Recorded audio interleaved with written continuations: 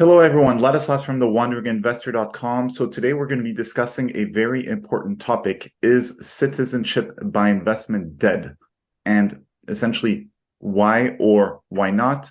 So I'm here with Laszlo, who has been in the high-end immigration game for close to 30 years, helping people obtain residencies by investment and citizenships by investment. Laszlo, how are you?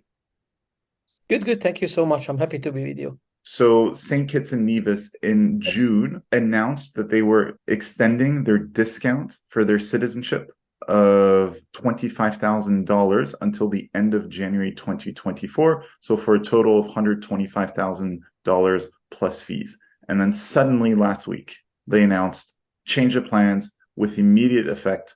We are now at 250,000 US dollars with fees. Why? The answer is not that complicated. In the last half a year or so, the United States and the European Union and the United Kingdom partly decided that they would talk to these 5 Caribbean countries who provide citizenship by investment programs, and they would try to force them a better due diligence procedure, certain requirements, which could really screen out the bad people or the people who were somehow against the policy, the immigration policy, especially, for example, in the United Kingdom. So they were planning to have certain rules. And then the other side of the coin was that, yes, if you cannot affect those changes, then unfortunately you would lose your visa-free travel, which, by the way, happened when around 2 weeks ago, the United Kingdom, as a warning, abolished the visa-free travel for Vanuatu and expressly for Dominican citizens. Dominica is one of the 5 countries which offer such a program. That was, according to my knowledge, a warning. Otherwise, they would have banned all the 5 such countries. But that was a warning. And yes, by the way, Dominica had that doesn't have a very, very good reputation from the 5 countries. I do not want to badmouth any country, but at the end, the reputation was not really sterling at all. And then based on the agreement with the 5 countries in March this year, then the EU came out last week with the requirement, and the Saint Kitts government immediately changed its rules and regulations accordingly. So what are the requirements that the European Union has been banging on about? The European Union wants, and that is the same for all the other countries, they want an enhanced due diligence to be done on the applicants and try to screen out bad people. But they're already Then doing this. So they are what's doing different? this. I wanted to say, yes, I do not really see a big change in that, because at the end, all the Caribbean countries are appointing due diligence agents abroad, usually big companies, to screen the applicants. So that is not really a problem, I think, because this has been going on. Now, if One, they, I'll just add if one they, thing. I'll just add one thing yes, here, Laszlo, which I found pretty disturbing, though it is in practice already happening. But one of the requirements is that the due diligence be done by companies located in either the UK or the European Union. So I've those companies are multinationals and they have all their branches or subsidiaries in the region. So I do not think that would be a problem. There are 4 or 5 such big companies mhm. existing all over the world, and because the work and the customers are coming from all over the world, they have their network of companies to deal with. I do not think that would be a problem to find 2 or 3 which would satisfy all these conditions. It's not about finding such providers, but it's just more about the more argument of the European Union telling Caribbean countries, you know, for due diligence for new citizens, we must do it. I just found that a bit morally reprehensible. But anyways, we can move on to the next point. As we cannot do anything with it. That's the EU's opinion. So either you take it or leave it. So at the end, I do not think there is room for arguments by those 5 countries. Then the second one is a mandatory interview of all the applicants. And then the first question which came up, and I read this in the old US in the March US requirement and agreement with the 5 countries, that how is it done? And then I found out that the online interview is accepted. Now, if it's accepted, okay, fair enough. Then the government official would have a conversation for 5 or 10 minutes with that person. But at the end, So what? That is not really a big change at all. Okay, previously no such meeting was required, but it is. I do not think it's also a problem, except one small detail, that the client is not allowed to keep anybody else with him or her during that interview. And if they do not speak, let's say, English, which is the main language of the all 5 Caribbean countries, then the country would, in this respect, it's Saint Kitts, but I expect all the 5 to do the same, then they would employ translators to translate what the client is saying. So there is no helping hand for the clients, which probably means that they want to catch if somebody is lying and so on and so on. Well, I do not think that would be a problem for anybody to do that. So all in all, that's also a requirement which can be easily kept, and I do not think that people would suffer because of that. Okay.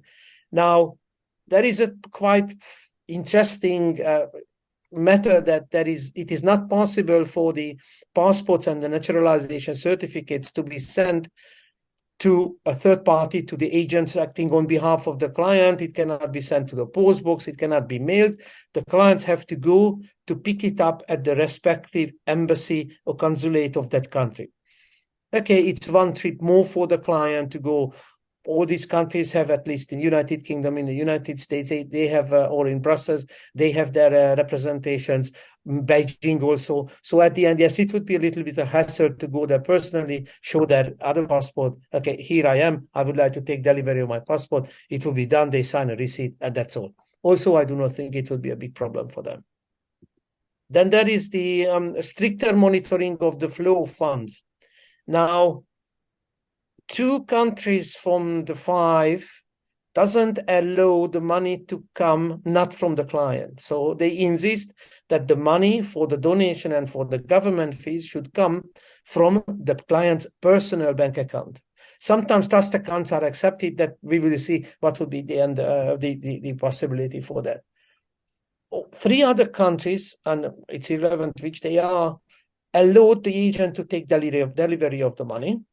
And also, which is a big hole in the system, still exists, but it will be closed soon, that for the donation, that was clear and straightforward. But for the property investments, several companies, property developers, didn't want to bring the money into the country where the property development happened. They kept it outside, and it was impossible to check whether really that money arrived or there was a fraudulent financing or loaning transaction. And that is the reason why the EU insists on the money to be sent by the client directly to the country if it's a donation, or the developer has to keep it in the country to see, and they will be able to check every single case that, yes, the full amount of money has arrived and there is no playing with this amount of money. I would say that's also for the people who wanted to keep the rules. That is not really a rule which would influence their matters. For certain people who use the agent's bank account to send the money, because then they had, for example, foreign exchange controls and so on. Yes, at the end, it's not as convenient, but I do not think this will be also a real big problem for the citizenship applications. Now, there is also one which is, how should I say, a little bit understandable. This is what they forced on Malta also, which is a total ban on promotional materials that highlight the benefits of visa-free travel to the European Union. Now, that practically means that, yes, you cannot single out the EU, but I do not think that there is any problem with listing the biggest EU countries for which the Schengen visa-free travel exists. I do not think that they could fully ban mentioning, okay, visa-free list of the countries where the client could travel. That is a fact. That is not an interpretation. That is not a marketing. That is simply stating that, yes, to those countries, you could go without a visa. To the United States, you can't, and so on. So at the end, yes, that is something which can be a regulation, and the countries could force the agents not to mention in their website the EU or the name of EU or the flag of the EU hides forbidden in Malta, for example. But that's just like marketing. That's not too important. And one last but important point as well. Yes, that is a very important one, which unfortunately influences everybody. And I think that it would be a non-negotiable condition, as we could see in Saint Kitts, that the EU said that to avoid cheap people who are not really affluent and who cannot afford, who are forced to use this kind of fraudulent transactions to get the citizenship, the minimum investment, or sorry, minimum donation should be 200,000 US dollars as for the single applicant. There is no indication that what about the family composition. Yes, Saint Kitts and Newvis decided that because they have a very good reputation, they increased it to 250,000 instead of the 200,000 required by the European Union, but then probably they can get away with it. And then they also changed the rules, Saint Kitts unilaterally, that was not demanded by the EU, that grandparents of the main applicants and siblings of the main applicants cannot be included in the application. So there are some small details, but the most interesting one, obviously, and which influences the most, is the monetary threshold. From the 125,000 with the discount current offer or previous offer of last Monday, then suddenly it increased to 250,000. What is interesting, and then 300,000 for husband and wife. So all in all, yes, that is a considerable because it was 150. So they basically doubled the amount which is needed. But I had a interesting. I checked the really relevant my records, and I found out that around 5 years ago, that was the price for Saint Kitts citizenship. What they amended it to. So they were discounting, changing competition, which pushed down the prices for all the 5 Caribbean countries. But 5 years ago, you had to pay the same amount of money as now it is the requirement, minus inflation. So at the end, I do not think that this is really the worst which could happen. Initially, people would say, no, I'm not interested, it's too much money. And then they would really understand that for a plan B, they have to do something. And one very important part of a plan B is second citizenship. Therefore, I expect that, yes, after a certain lull, let's say the end of the year or next year, then the situation would definitely improve and people would come back. So essentially what the European Union is saying is, if you do not follow these 6 points, we shall remove visa-free access to the EU for you. That's exactly the case, yes. So of these Caribbean countries, do you believe that maybe 1 or 2 of them are going to say, actually, guys, we're not going to play ball. We're going to stay at $100,000. We're going to go for a different market. We're going to be more affordable. You guys can all chase the EU market. Or people who want access to the EU, and we'll just be happy to be a solid plan B, much more affordable, respectable passport that just simply does not give you access to some of these Western countries. Yes, but then don't forget that there is the UK and there is the US. And I'm 100% sure. Yeah, but if you calculate that is the UK and the Commonwealth countries and the European Union and the US forcing their will on other countries, there would be hardly any big countries left, maybe Russia and China, where visa-free travel would be good. And at the end, I think they can make a very good calculation of where the clients are coming from. And the Schengen visa-free access, and also maybe on the same level, the UK visa-free access is a big marketing or selling point. So I do not think, by the way, maybe I'm wrong, and who knows what would happen in 1 or 2 months, because I think that those countries have to decide very, very fast what to do. And then because Saint Kitts started it, it's very hard to say, no, we are thinking, well, we are exploring the possibilities. They have to make a decision. And I think they already made, it is just the pricing of how much they should price themselves, 200,000, 250, maybe 300,000, which probably will not be the case, but then which is remaining. I'm quite sure that all the 5 countries will do that. And the other country which would say, no, I do not want to have this, yes, then that would be a problem. Especially, let's not forget, not for the new applicants, but the previous ones, for the thousands and thousands of families who unfortunately will not be able to use it in the meantime.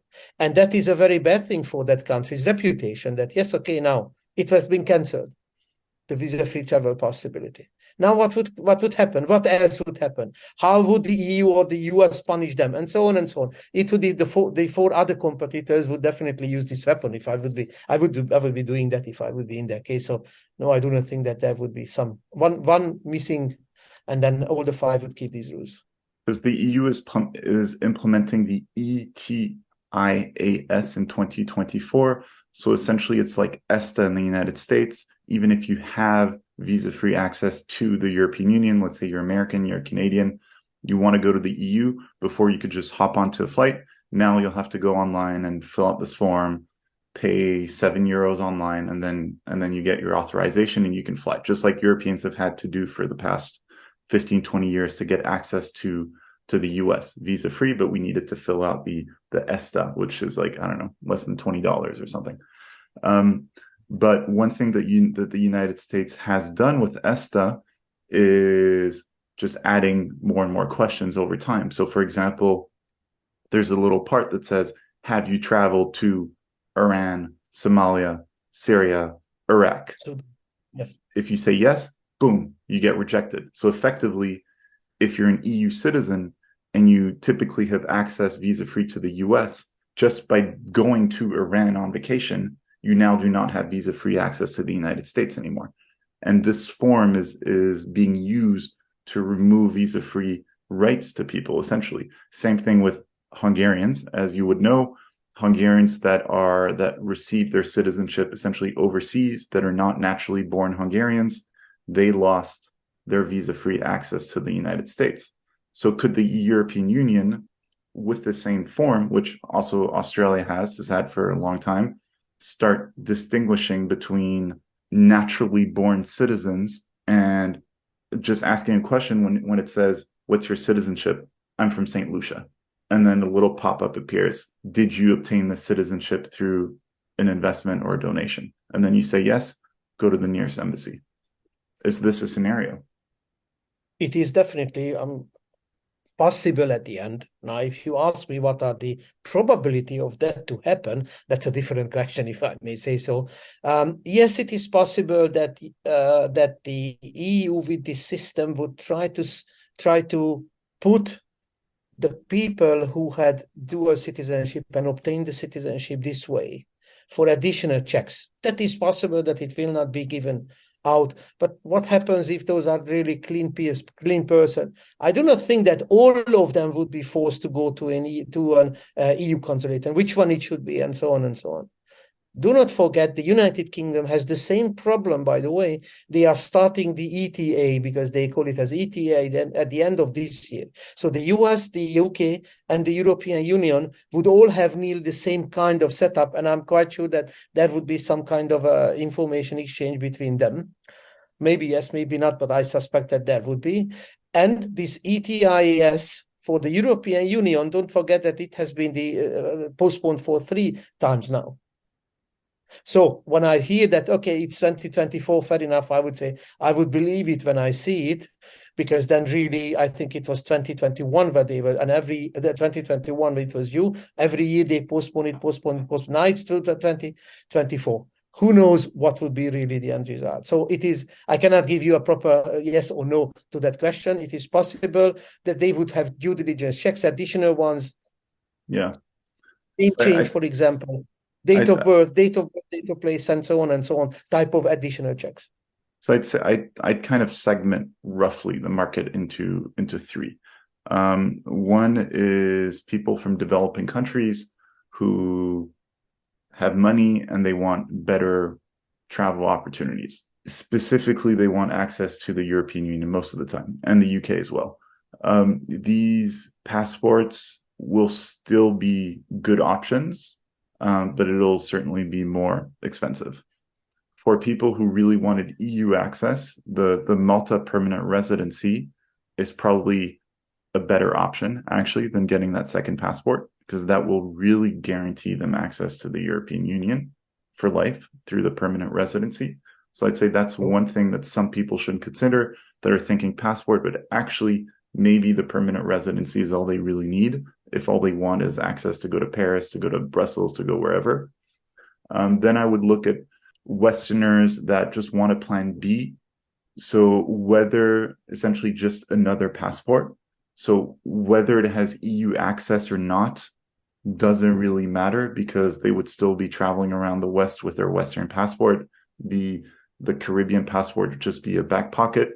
So essentially, does it make a big change? Well, it just becomes more expensive, and it just makes the Turkish citizenship by investment even more interesting, because you essentially invest 400K, and you can probably potentially get 400K back later when you sell your real estate later on, or a term deposit. And then the third one, which is a growing market, is Americans who want to renounce US citizenship and want good alternative passports. So these Caribbean passports would still work for them, but to be safer, I would suggest that they add an EU permanent residency on top of it if they want access to Europe, and to also potentially get to not just renounce on a St. Lucia passport, but yeah, get the St. Lucia passport, get yourself the Malta residency, the permanent residency as well, if you really want guaranteed EU access long term, and then potentially throw in a Turkish passport just for diversification. I mean, generally, if you're American and you're renouncing American citizenship, it means you can afford to make a few of these moves. I don't know what your thoughts are. Am I missing a market segment here? I think that I have to basically agree to what you said at the end. We, by the way, around 2 years ago, we started to quietly market Caribbean citizenship with Maltese permanent residency in one package. Exactly for the same reason as you described. That's why Nice. I agree with you. Okay, fair enough. It's a higher amount, but then what can we do? I mean, Yeah. inflation is inflation. Yeah. Now, I agree. let's not Golden visa forget, as well. That's another one. I was always really wondering if anybody from the US who wanted to renounce their citizenship really thought about, yes, what about my next citizenship? It's issued by and granted by a small country. What are my possibilities in that small country if anything happens in the world? And that is when, yes, those people who want to renounce and then, as you said, they have the money, then maybe it's not just permanent residency, but a citizenship in Malta, which could be also a good solution, even though it's very expensive. I fully understand 1 million euros and so on. But at the end, that is where they would be definitely, I think instead of the Caribbeans, then that is what they have to consider. That's my only additional remark to what you said. But otherwise, as I said, I totally agree.